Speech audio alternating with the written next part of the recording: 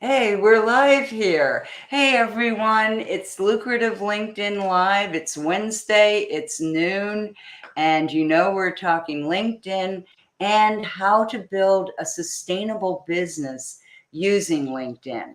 And, that's really the key, isn't it? Because we're all here for one reason, and that is not just to spend time here. We're here because we want to build a business, and LinkedIn is the absolute best platform to do so. So hang on just a second here. The gentleman sitting here to my, I don't know, would you be on? Depends on what way you're looking. I'm not even going to attempt that one, Ramesh. I am here with Ramesh Devangan. Devangan. Okay. I apologize, Ramesh. I am trying, but I am so glad to have Ramesh here because he is the founder and CEO of Quantum Vision Consulting. And I met Ramesh a while back in a group that we both belong to. And I am just so impressed with everything he knows about leadership and how to become the best leader that you can. So I asked him if he might spend some time with me. So let me tell you a little bit about Ramesh. He works mainly with career and leadership coaching with experienced professionals. So if you're in that position and you're wanting to move further in your leadership career, this is the guy to help you. He's a best-selling author and a certified coach, speak, and trainer with the John Maxwell team. So you John Maxwell fans, and I know there are a bunch of you out there, Ramesh speaks your language. He's led global teams in the high-tech industry in areas like global like software development, product management, and marketing. So pretty much everything you need to know in that high-tech industry. And he's actually helped launch several new products, which I think a lot of you will be interested in. Now, he has what I think of as the golden combination in education. He's electrical engineering, right, Ramesh? Yeah, engineering from the Engineering Institute, or the leading engineering institute in India. That's NITK, and also an MBA from the Haas School of Business at the University of California, Berkeley. And some of you may not know that I spend the early parts of my career both recruiting and placing engineers. And I always encourage them to get that combination, because the combination of knowing the engineering plus having that MBA knowledge, I mean, that is golden. So I am so excited to have you here, Ramesh. And he's also, get this, I should be quiet now because I'm in the presence of a master. He's a distinguished Toastmaster from Toastmasters International, and he has a number of courses. One which is a 6-week growth boot camp, and I think that's going to be in October, right, Ramesh? Yes. You're launching that then. And right now he has he currently is teaching a course through a university. So we'll get into that too, and how you can get situated with that course. But first, Ramesh, could you just take a minute and tell us a little bit about your journey here, how you got to this point? Sure, Duman. So nice of you to have invited me here. I'm so excited to be here. Oh, good. I'm so excited too. Oh, look, we're getting comments too. One from Pakistan, and one person's getting a flight. She's looking forward to the replay. So, but that's Yeah, cool. She thought enough to check in on us. So, I'm sorry, Ramesh, I interrupted you. Just not a take it problem. away. Not a problem. Yeah. So I grew up in India. Right? I was an introvert growing up. Yeah. I had really tough time making connections, and I was shy about opening up. In fact, a lot of that has to do with the fact that I had to leave my parents at the age of 11 to do my school for further studies in school. Oh The my town where my goodness. father worked had school only up to fifth grade. So when Oh I my. completed my fifth grade, I had to move away from my parents and go to a place which was 6 hours train journey and complete my education, high school education there. I Wow. remember when I was leaving the town, I was so sad because I was leaving all my friends, my family, my two adorable sisters behind. Oh, yeah. And my mother came to a little railway station to drop me. And just when the train was about to leave, she suddenly remembered that my water bottle had no water. So she said, "Hey, Ramesh, give me the water bottle. I'm going to fill it up and give you." And she went to fill. And as the fate would have it, the train started speeding a little bit. And by the time she turned around, it had sped up. So I couldn't even say bye to my mom. So Yeah. I Oh, was in trauma for many months after that, for probably for a year. Anyway, so after completing my studies, I joined a startup in India, a startup which failed. They didn't even have money to pay me my okay. salary. And within few months, my all savings dried up. And they Sure. sent us abroad for an assignment, and they wouldn't even give us enough allowance to live there. It was in Germany. We went to a city called Hamburg. Mm-hmm. Mm-hmm. And there we used to look for a cheap restaurant where we could afford the food. So ultimately, we found a cheap restaurant somewhere in downtown, and it was in a dingy place, and that's all we could afford. Nonetheless, I changed the job. I said, "Hey, this is not going to work." I took the courage and prepared myself Good to for you. change, and ultimately, I joined a U.S. multinational in Bangalore, in India. That was very good from technical setup point of view, and I was able to do some real good things. However, Mm-hmm. I felt like I was working very hard. I was working long hours. I wasn't spending time with family. I wasn't taking vacation. And whenever it came to promotion or career advancement, I wasn't getting any support from management. Mm-hmm. I would say my career had stalled. But the worst was when they asked me to go for a job assignment abroad when my daughter was only 12 day old. 12 Oh, day old, not 12 months, not 12 years, 12 day. yeah. That really drained me emotionally because I really felt like my family needed me, my wife needed me, my daughter needed me, and I had to leave them just because I really had no influence at work and I couldn't say no to the assignment. So I decided to do something about it. I started taking some people skills training. I did some university course. I I assigned myself some mentors, career Mm-hmm. mentors who will help me. And I prepared and prepared. And it took us some very high visibility international projects. Ultimately, a Silicon Valley company in California gave me a job offer too good to refuse. Yeah, cool. Yes. So I was about debating, oh, should I move there or not move there? Because it's a big move, right? I mean, there's different Yeah. challenges. They're culturally very different.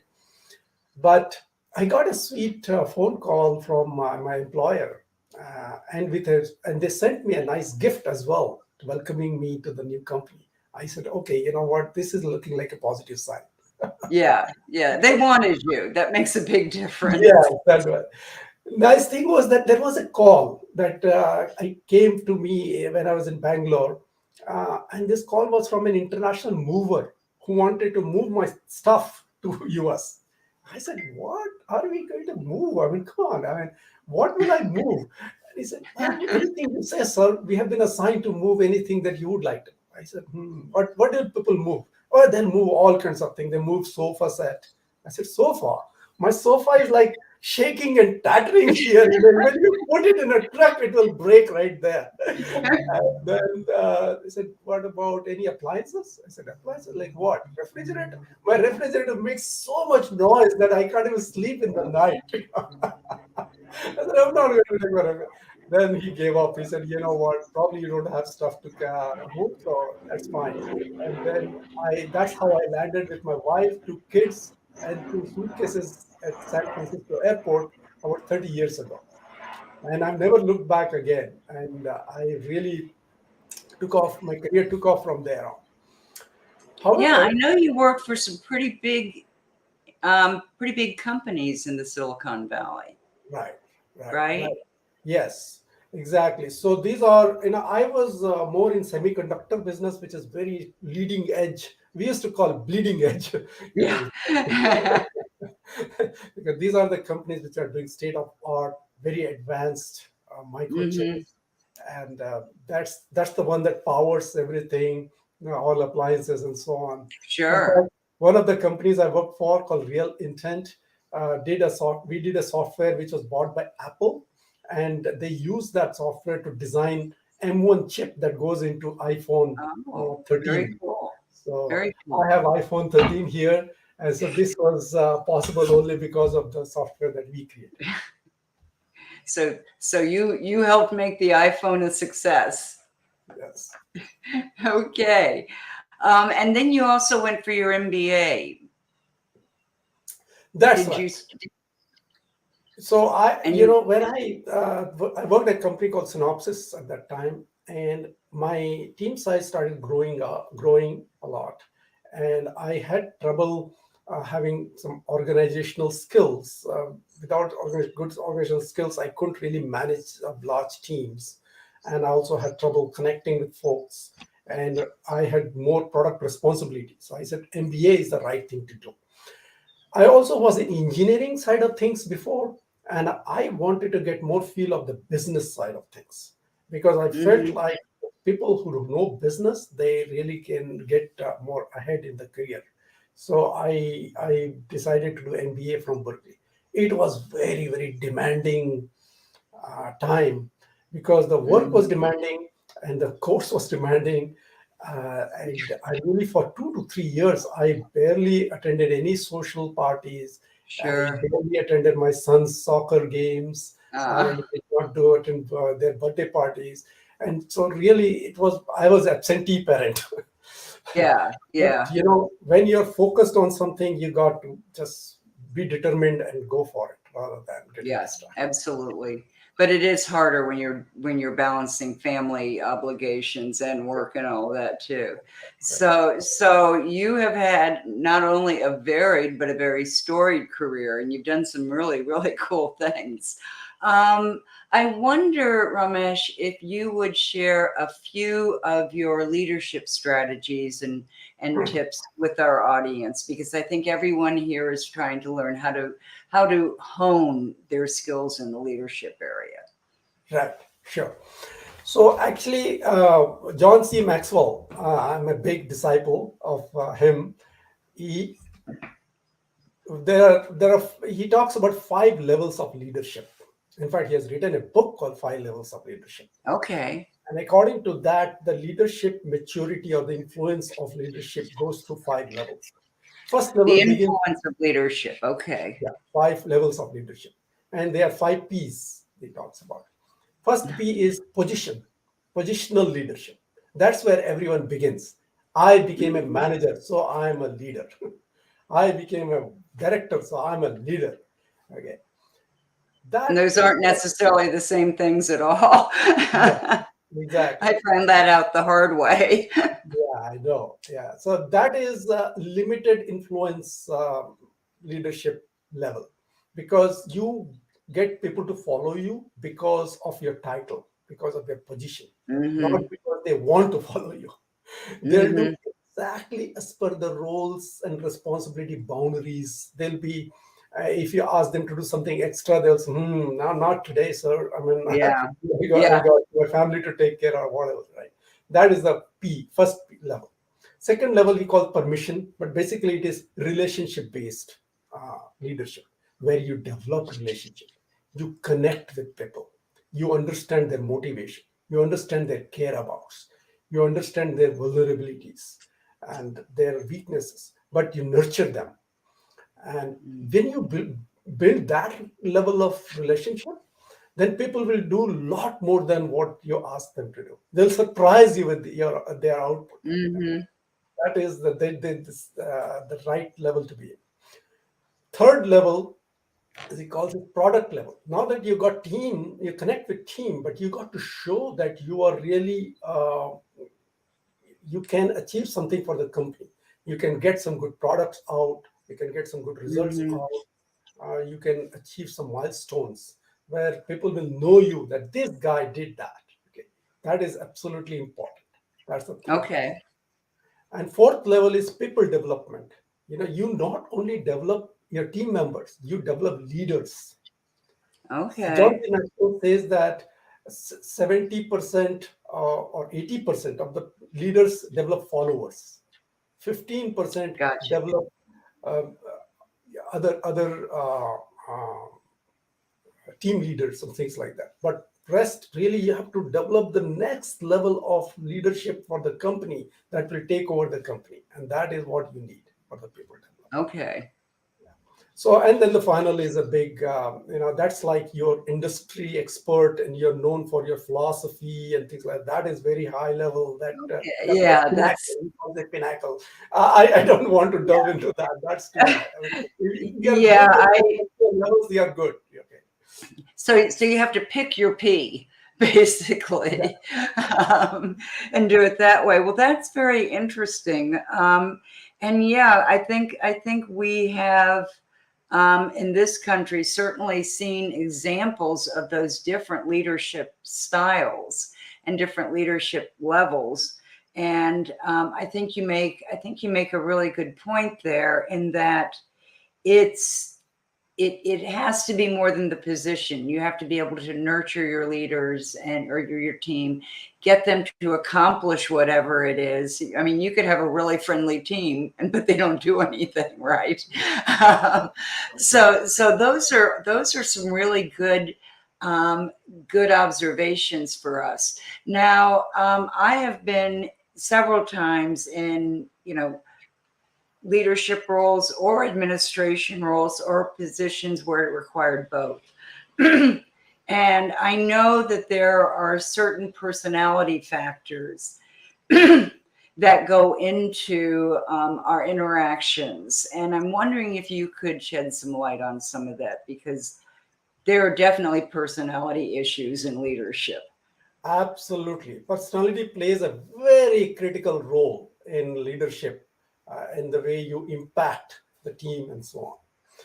Now, there are several personality profiling mechanisms or tools out there. And, there is a Bridget Myers assessment. But the one that I am licensed to do, in fact, conduct that evaluation is called DISC, DISC. Oh, yeah, I've heard of DISC. And Tell us Maxwell a little. has customized the DISC, and they call it Maxwell DISC assessment. But basic Okay. concept is same. Basic concept says that most people fall in four primary categories of personality. D as in Okay. direct, dominating personality. Their dominating personalities, they are direct, driven, goal oriented, very very task focused, less patient, and so on. I people Okay. I people are more inspiring, more interactive. They are social. They want to be with people. They really Mhm. they value emotions. They value relationships, and they really want to take everyone together. But they could also Okay. be very distracted, and they are not very task oriented. So they can they can probably miss out on few things. Okay. S So, people are more stable personality, and okay. C people are more analytical, deep dive, expert kind of people. Okay. Okay, So, how do you use that in helping people move into their leadership potential? How does that sure. figure? So what happens is that first of all, no personality is bad personality, good or bad. Okay, it's not like D is the most suitable for leadership or C is most. Hmm. Every personality has the potential to become a great leader. So that is first thing, because in a team, in an organization, you need all the personality.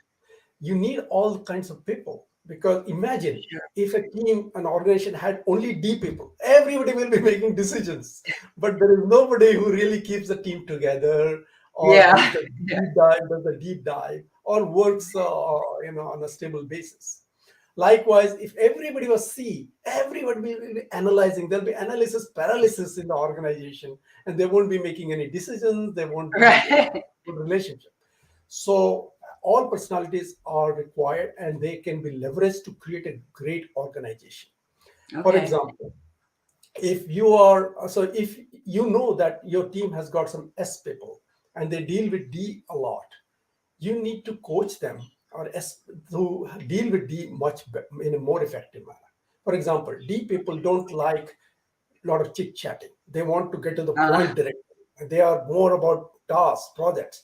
right. So when I or S person goes to D, I person will start with, "Hey, how is life going? How is your son was going to college, right? Okay, is he Yeah. already in college?" And D guy is thinking, "Wait a minute, I don't have time for the chit chat. Hello, I know I'm in the project step number 3. I want to know how step number 4 is going to be done. I don't Right. have." And we can Right. always talk later in an in happy hours if you want to talk Yeah. about my Right. son's college. They And can D learn goes, how and to when he talk goes, together.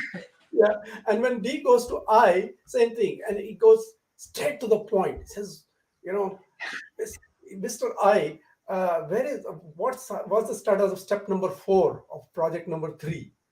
And the I guy is Yeah. thinking, what is going on here? Hello, Mr. Yeah. Are you human? Can you start with a little bit emotional things? Did you know that my wife was sick last week? Did you ask about that? Do you know Yeah. what So, people are so feeling around us? Yeah. So what I'm hearing is that it's not that one style is good or bad or one personality type is good or bad. It's a matter of being able to recognize those personality types and then call on, your different training or, facets and find a way to relate. Would that Yes, would that be exactly. right? Yes, exactly. Okay. Yeah. Okay, so you've got these personality types, and I doubt any team is perfect when it's starting out, but we all have to learn how to work together, and we all have to learn how to manage. And as someone who's managed teams myself, um, there that can be, you've heard the term herding cats, and that's what it sometimes feels like as a team leader. Wait a minute, there's chaos going on. So Mhm. I'm wondering, when you're dealing with team members, is there one type or characteristic of someone that makes them more difficult to manage as a team member than others? Are there some personality types or member types that are a little bit more slippery, if that makes sense? Yes, yeah, yeah. So team management is really a challenging assignment. I know, and there are all different types of team members, and they can be some can be difficult and some can be easier to manage.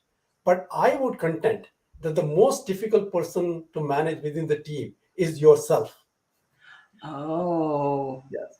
So you yourself is the hardest person to manage, not the team members. Why?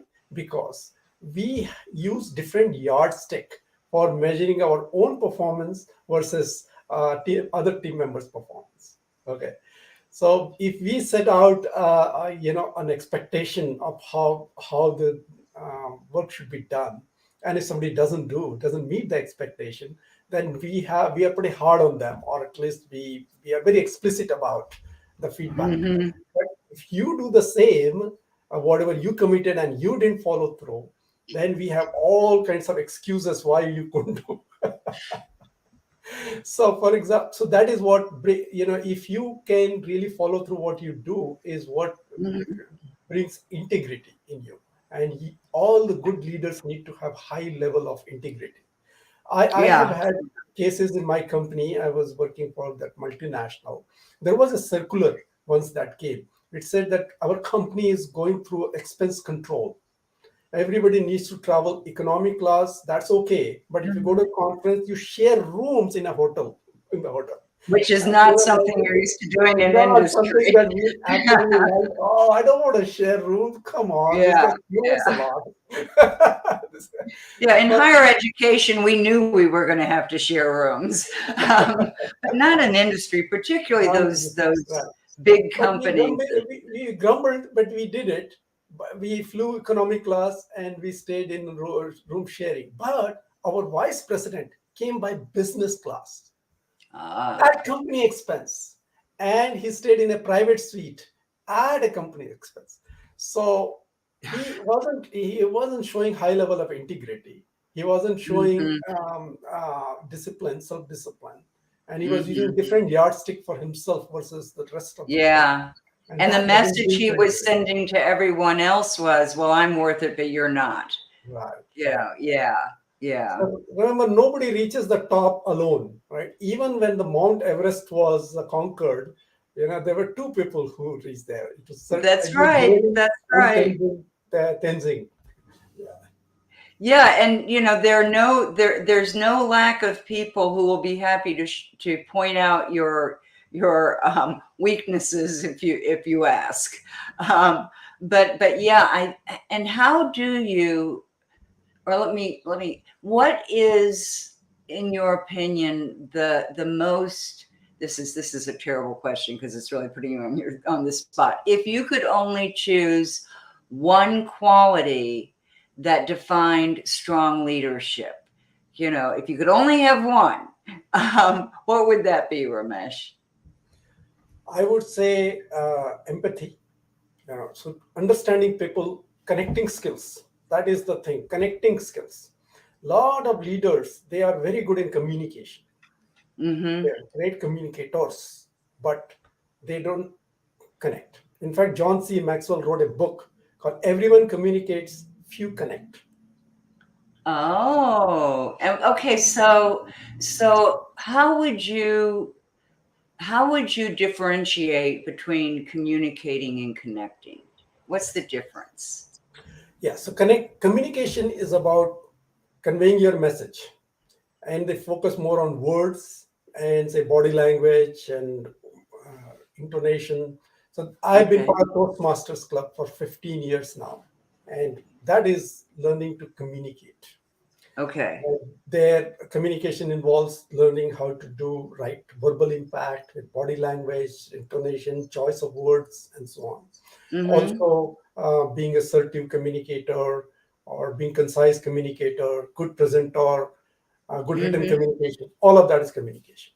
But connecting is about understanding others' motivation, care about emotions, that and nurturing them, creating the faith. They say there are four principles of faith, having faith in people. Okay, first Oh. principle is not many people have faith in themselves. Mm-hmm. There's a lack of faith right out there. In fact, everybody has a lack of confidence in some way or other.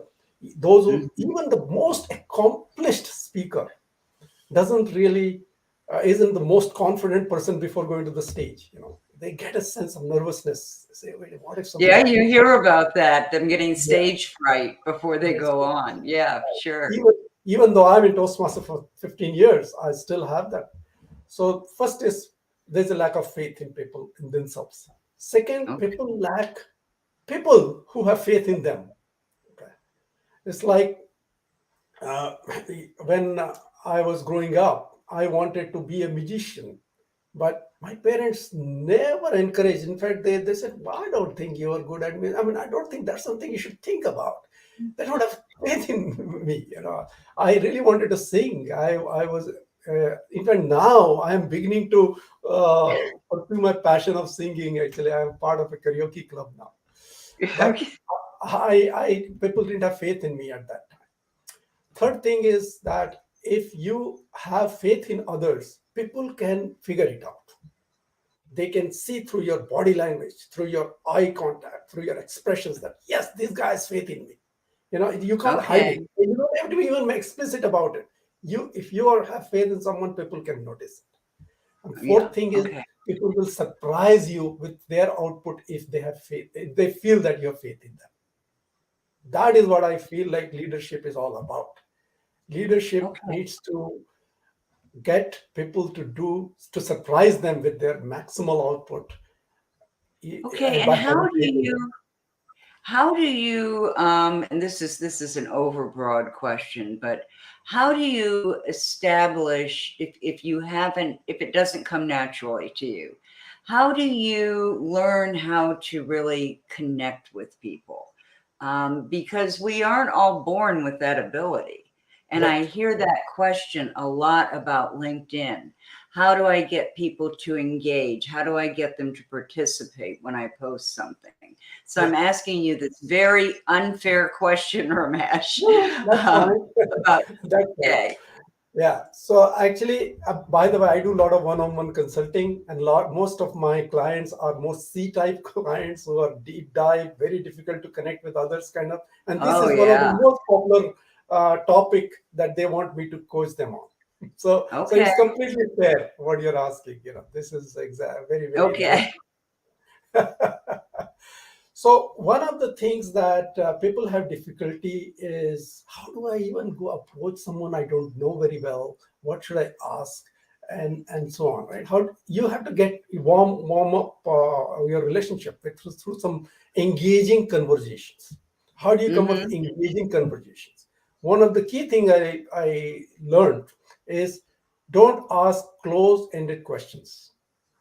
Mm, Some mm-hmm. people say, "How was your day?" Answer is good. Fine. Yeah, Close. good. Close. Now, what are you saying to say? So, yeah, It's like how? asking it's like asking your teenage son, how did school go? Yeah, Fine. exactly. Yeah, yeah. Or you say, how is the temperature today? Temperature at your place, and somebody says 72 degrees Fahrenheit.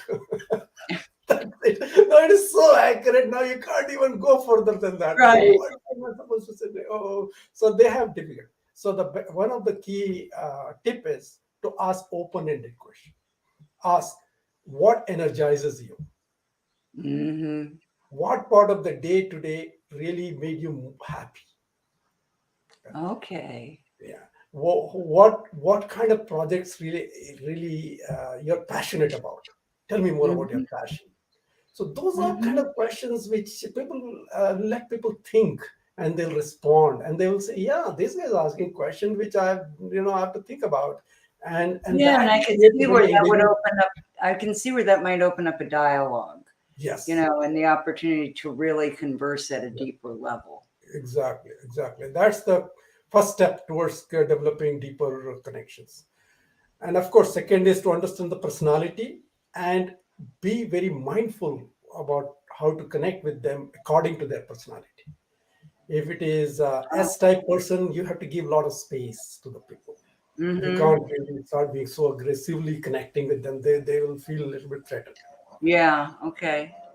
But I people, you want to connect right away. You want to talk a lot about emotions and all this group and team activity, and they love it. So that kind of to the Yeah, C because every people. Yeah. So go sorry. Go ahead. ahead. No, So I was C just I was people, just I was saying is that you got to respect their expertise. They love it.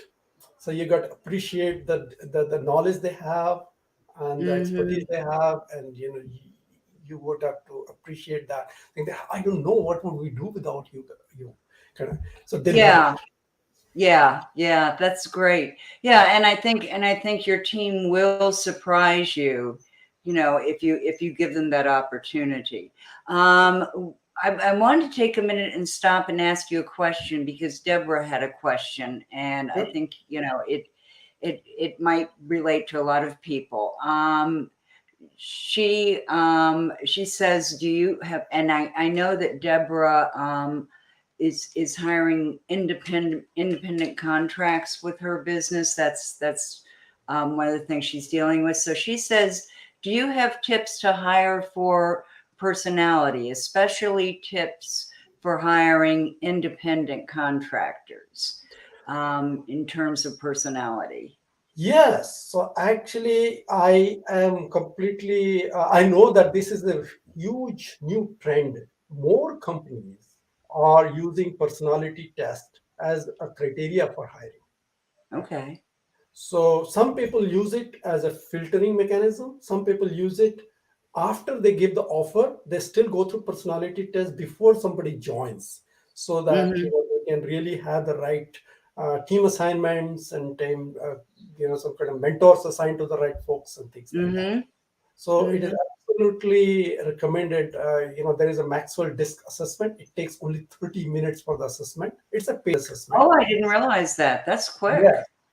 It's a 30-minute it takes online, and it's a paid assessment. And I am licensed behavioral profiler on Maxwell Disc, and it creates kind of a 25-page report PDF document that I walk through once you go through the test. And it gives, what I love about that report is that it not only gives one personality type. Everyone has a mix of personality types, right?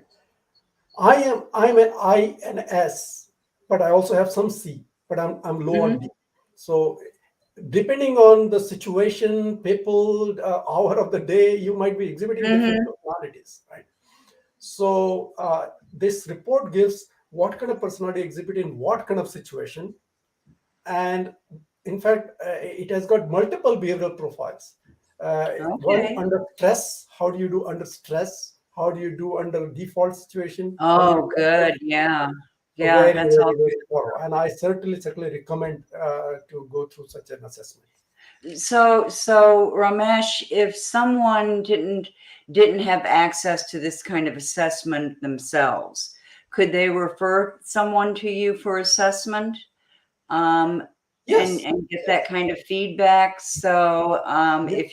if you have a team and Mhm. you value certain properties, or that your team is lacking and it needs to round out a little bit, then Right. they could call on you as a consultant to help Yes. them with it. That's So I good want to to know. add that it is not only individual assessment. So a lot of companies are using team assessment. So Oh they yeah. so they find that there is a team problem. It looks like things people are not gelling. There are more conflicts coming. So they Hmm. invite this assessment for the whole team, including the manager and the team Oh, or that's great. director and the team, whatever. And then if you do this assessment for the team, then you know why some of the conflicts are coming. There may be subgroups can Hmm. be formed for, and you can find out why. You can go to the root of the problems and you can solve team problems. Yeah. This really helps. Yeah, so this is something that can be used on an individual basis or on a team basis. And I'm Yeah. looking here. Well, we have a couple of comments here too that I think are comments about some of the things you said, Ramesh. Amit says that knowing yourself, and why you're doing this is basic to leadership. That's core to leadership. Right. And I think we all have blind spots, that we have that can cause Yes. that. Right. And Right. then um, Silhouette thought your comment on that good leaders must show a high level of integrity. Mhm. She said absolutely, and I work with Silhouette, so I can tell her that's something that's important to her, and that integrity is a big deal. And then Deborah was asking you about or commenting on the John Maxwell book. Everyone communicates, do you connect? And is that one that they can get, like at Amazon or any place or? Yeah, any place. Yes, Amazon is perfect, good source for that. Most of the John Maxwell books are available. Two books, certainly I suggest for sure. One book is called 15 Invaluable Laws of Growth.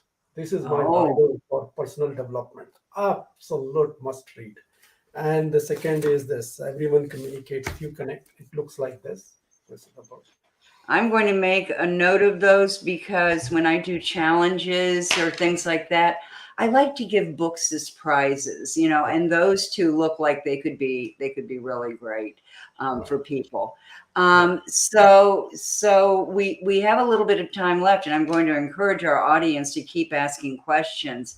But So in I, the I meantime, can I can respond to Amit's a little bit more. Amit made a very sure, good comment about self-awareness by the leader. yeah, yeah, So there is something called self-awareness of your own strengths, weaknesses, your uh-huh. vulnerabilities, your passion, right? Hmm. And good leaders, great leaders have very high level of self-awareness. They know exactly what their strengths are. They know exactly what their weaknesses are. They know their passion, their interests. So they Hmm. can really orient their leadership style and the team culture accordingly. Okay.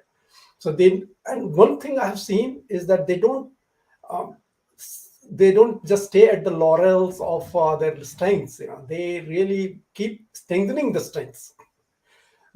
you know for example, one of my strengths is personal organization. I'm very highly organized person. I use a lot of good systems and tools to keep myself organized.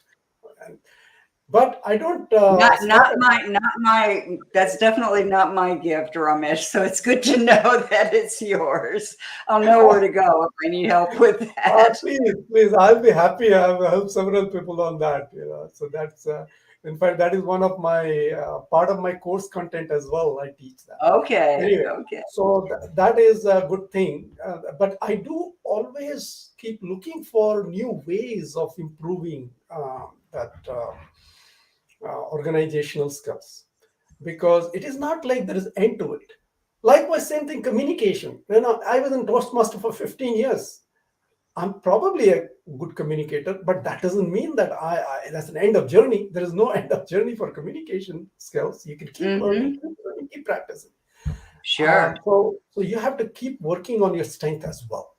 A lot of people think, "Hey, I'm good at this, so I'll teach you what you want," but I'm done with Right. this. That's Right. wrong thinking. You have to be learning continually. Okay. Yeah, and I think you're right about that. And most people who are very accomplished seem to understand that it doesn't stop when you get out of college. In fact, that's kind of the key to get in. You know, that's the key to open the door to more learning. Which would I have some college professors who would be very happy to hear me say that. Because they always said, in college we teach you how to learn, you know, and that's so true. Yes. And I wonder, I don't want to get through this and not have time to talk about this. I know that you are teaching through a university right now, or you have a course that's available through a university, and I think that people would be really interested in that. So I wonder if you could talk about it a little bit. Sure. So I have to clarify, this university is course is more like self-paced course. This is not a live course, but I do Okay. live office hours for the students who go through the Okay. course and they have any questions and all. I do live office hours twice a month. Okay. So I had developed this 6 week live leadership development course. This is I developed from scratch after doing a market survey of about 30 professionals, working professionals, understanding their challenges, and of course based on my own experiences as well. Right. And when university approached me for offering a certificate course, for continuing education. So it is not a part of semester or anything like that, but it's like continuing education. It's a 1 unit certification course. So certificate is provided by the university, which is an accredited university based in Irvine. So I launched Okay. this. And they do get a uh, certificate for it. They are Yes, eligible for a certificate. Good. yes, exactly. And Oh, it's and I about see for those. 10 hours of Yeah. work that is required by the student, at least 10 hours. I feel like Okay. it's more than 10, but at least 10. And so it might Okay. take a few weeks, maybe a month to complete at your self pace. Okay. And they do have access to you through the office hours. And Rusty just dropped in the URL for registering for the course. Right. So people can see that. And I know, Ramesh, that you have a newsletter or anything that people could get to better understand a little bit about what you do, like a newsletter or a gift or something that we can Yeah, point people sure. to. I do have some. So if you go to my website, there is a free gift link there. But I've also provided a separate link to my free gift, and it's a 25 point checklist for leadership basics actually. So first, if you want to start making impact as a leader, it's called 25 ways of leading others. So I've Okay. created Oh, that's this. great. Yeah. So you should be able to download that and get some value out of it for sure. That I am checklist sounds great. Yeah, that's right. So that's what I think I've given a URL for that. You can. Yeah, and I think Rusty is dropping in the information on how to get that too. So this is a pre-recorded course, but they can talk to you during office hours to get feedback on what they've done, right? So it's recorded, but then you have the office hours for Yeah, interaction. exactly, Okay, exactly. and then I know you have that other course that's coming up in October, and I was Yes, wondering about that. very nice, very good question. I'm going to be teaching live to the live audience. Of course, I do it through Zoom right now. We are not Hmm. doing face to face, but it is going to be a 6 week course. Each week, a 2 hour class, and there is some homework that I provide. So the idea is this: that in this 6 week course, you can get all the basic components to improve your leadership impact. Okay. I call it Okay. ignite your leadership in six Yeah, weeks. yeah, I like that. Yeah, and my the way I do it, Demand, is that I have a workbook that people fill out after each class. So this is based on the learning from the class. There are some set of assessments, some set of case studies, a part of workbook, and that really prompts people to think and reflect as to their current levels and current leadership Mhm, styles, and come up with some growth areas that they should improve on.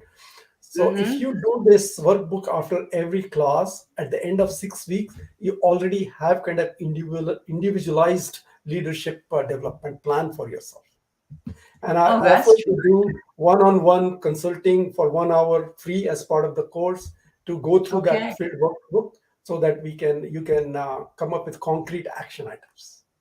That's terrific. Yeah, I can really see the appeal of that. So that by the time they finish with this, they have a lot more insight into themselves as leaders and where they might want to focus on developing a little bit more, right? Yes, yes, Okay, well exactly. that sounds great. And I'm looking down here. Okay, Rusty has he's dropped the link for the checklist.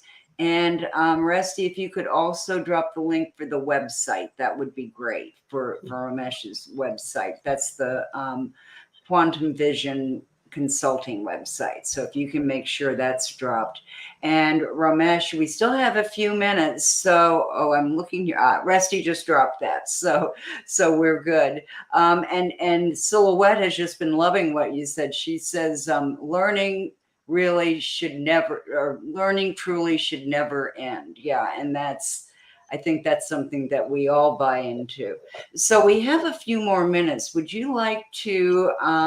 Oh, I know what I wanted to ask you, because this is and Silhouette and Rusty both work with me, so they're gonna be laughing off screen about this. Um, but I tend to find myself stretched too thin because I overcommit. And this isn't something that I just do once. This is a pattern with me where I overcommit. And oh, Deborah was asking, oh, Deborah has a question about your leadership program in October, whether it's certified. Yes, so that certification is by my own consulting company. I do give certificate. Yes. Okay, great, great. So my question is, do you have any tips for people who just typically overcommit?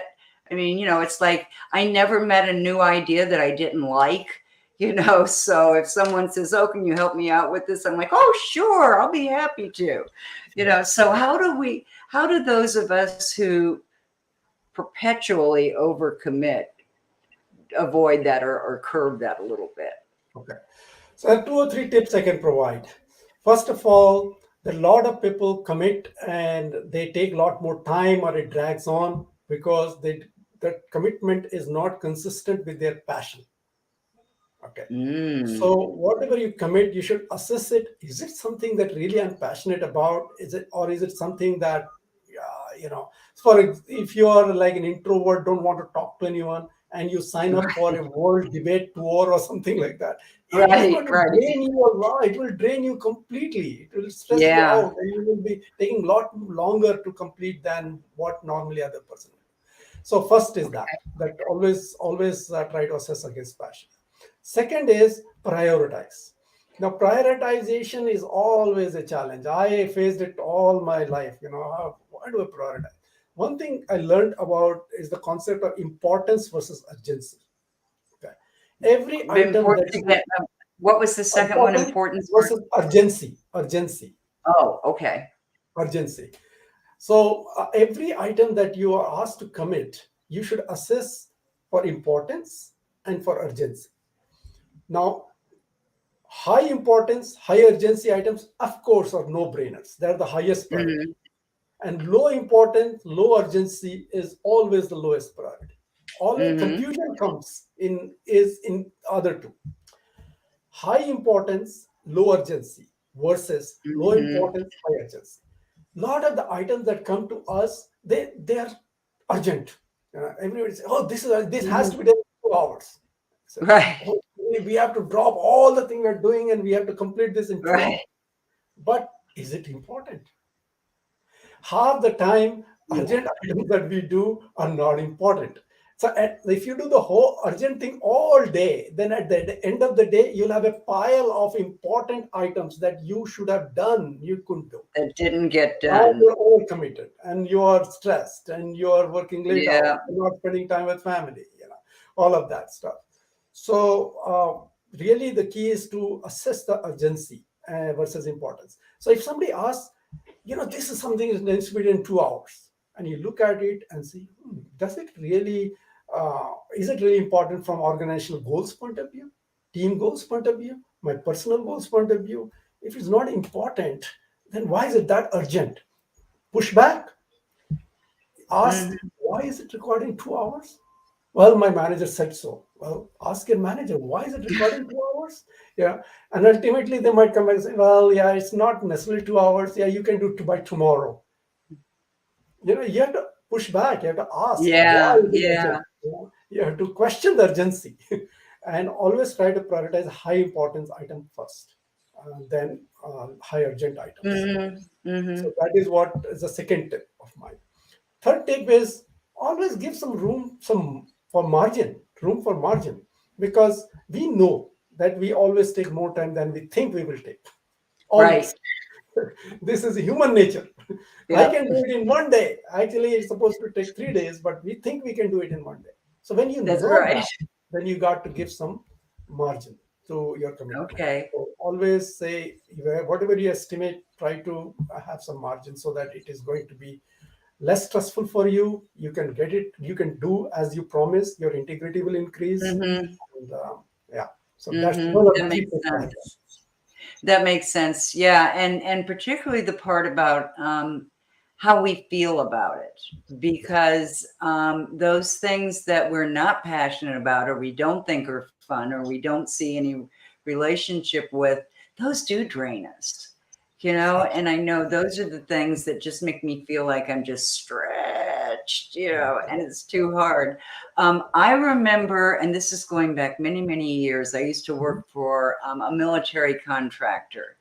Mhm. And they did this presentation for the managers one day, and they brought in all these stuffed monkeys, and like the toys, not real monkeys, but they had somebody come up to the front of the room, and then they each walked up and they gave him a monkey, and it was like, this monkey is, you've got to call the dentist, today, in the next hour, it's really important. And then somebody else would bring up another one, and somebody else would bring up another one. And so the lesson was, well, if you accept all these monkeys that everybody else gives you, you never have time. And I always think about that, Yeah, because it's, people can assign you things, but you have to accept them too. yeah, And yeah, I think exactly. that's where I don't have the right button to push to say, wait a minute, hold everything. Let's think this through. Yeah. Yeah. So Ramesh, we're going to be out of time pretty soon, and I wanted to make sure that that anybody who had any additional questions got them in, and also I just wanted to give you, a few minutes to just see if there are any other tips that you would like to provide to the people who are listening. Something just, if you were just going to give them one more tip, what would that be? Yeah. So I would say that long term tenacious outlook is what I recommend, I advise people to have. People seem to be more transactional, short term. I want to get this done Hmm. in 2 months, but there are things that are a lot more important, which you should have a long term outlook for. What is your long term goal? And once you've got that long term goal, you got to be tenacious about it. You absolutely have to work towards it, and Hmm. you have to get it. So that is something that you know they say that Rome wasn't built in a day, right? Yep, And that's what they so when say. Mahatma Gandhi, he started Indian freedom struggle, it was a 25 years journey, a 20-year journey to Yeah. do the freedom struggle.